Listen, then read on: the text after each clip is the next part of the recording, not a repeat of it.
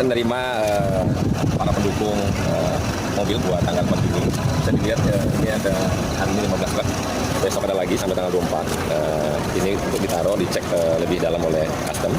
Nanti setelah masuk semua baru kita unboxing perkiraan tanggal 27.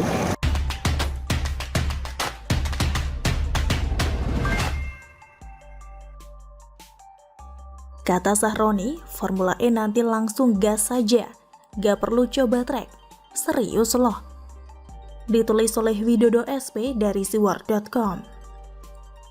Ajang Formula E yang sedianya akan digelar di Jakarta, Indonesia, tepatnya pada 4 Juni 2022 ini memang fenomenal, karena berbagai kontroversi yang menyertai, bahkan sejak perencanaan balap mobil listrik yang tidak terkenal itu dimulai.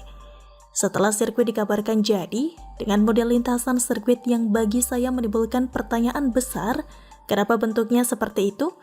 Masih pula ada kabar yang membuat kita mengernyitkan dahi dan tidak habis pikir. Ya, pagi ini 24 Mei 2022, terus terang saja, saya kaget membaca postingan yang berseliweran di beranda media sosial IG saya, yang menyebutkan bahwa menurut Ketua Komite Pelaksana Formula E Jakarta Ahmad Sahroni, nanti balapan Formula E di sirkuit Ancol nanti tidak pakai dicoba lebih dahulu. Pokoknya langsung gas alias langsung balapan saja. Mungkin dena sirkuitnya cukup dipelajari dari gambar atau video secara virtual yang dikirim oleh panitia penyelenggara.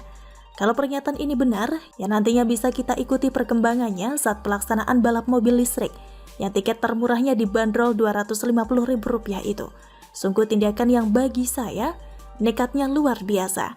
Kalau Formula E memang benar-benar disebut sebagai salah satu jenis kegiatan olahraga, selama ini olahraga mana yang atletnya tidak melakukan pengenalan lapangan terlebih dahulu?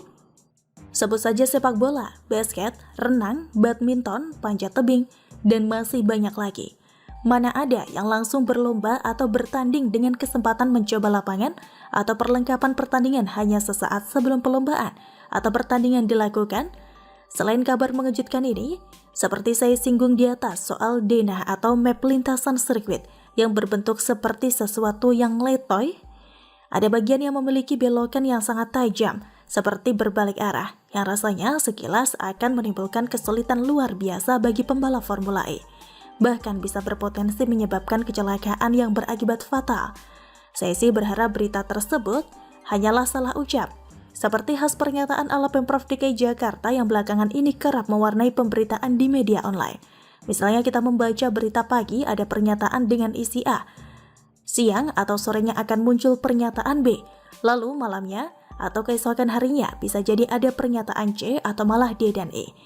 Sekali lagi, semoga yang kali ini pun soal tidak pakai pengenalan sirkuit sebelum balapan Formula E digelar, tidak lain dan tidak bukan hanyalah semacam slip of tongue saja, karena rasanya para atlet Formula E nanti tentu juga tidak mau untuk langsung balapan tanpa mencoba terlebih dahulu trek yang akan mereka lalui.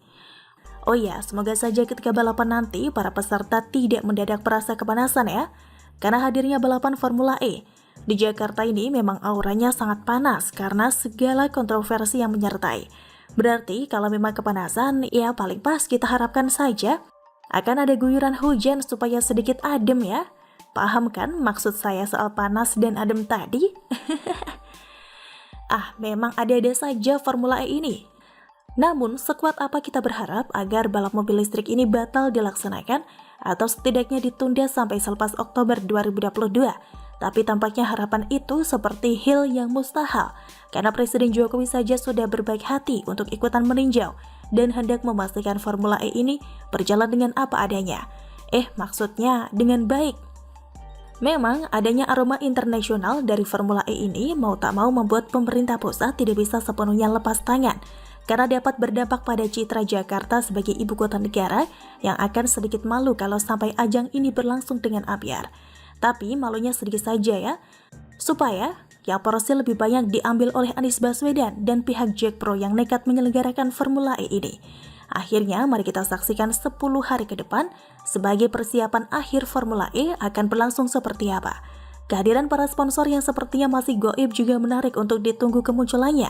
Sama seperti kita menunggu munculnya lawakan-lawakan baru dari Formula E ini sampai hari H nanti, yang dapat menjadi hiburan sebenarnya bagi masyarakat tanpa harus membayar Rp250.000 tapi cuma dapat jatah lihat balapan dari layar lebar. Begitulah kura-kura. Berkumpul di bawah ini adalah kita yang menjadi saksi adalah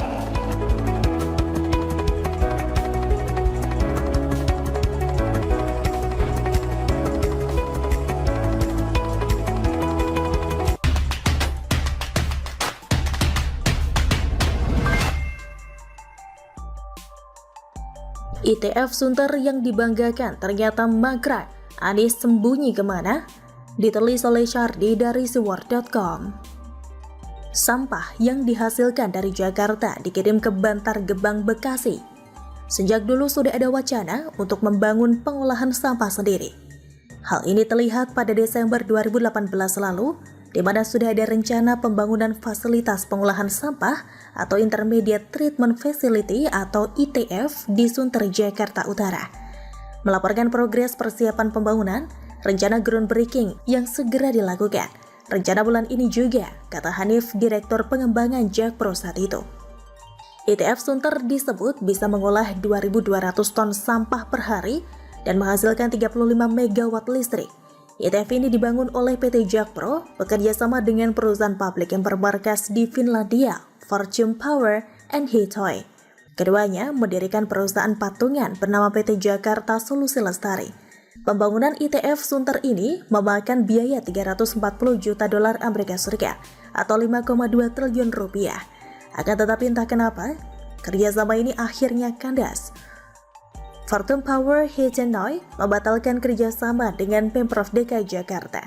Tidak ada penjelasan pasti kenapa perusahaan tersebut batal kerjasama, kecuali hanya bisa menduga ada kesepakatan. Ada kesepakatan yang tidak menemui titik temu. Dan akhirnya pembangunan ITF pun mandek hingga kini. DPRD DKI pun berencana memanggil Jakpro dan Saranajaya untuk meminta penjelasan. Saya juga tidak mengerti ini kendalanya apa. Ketika sudah ada pemenang, ternyata pemenangnya tidak ada uang.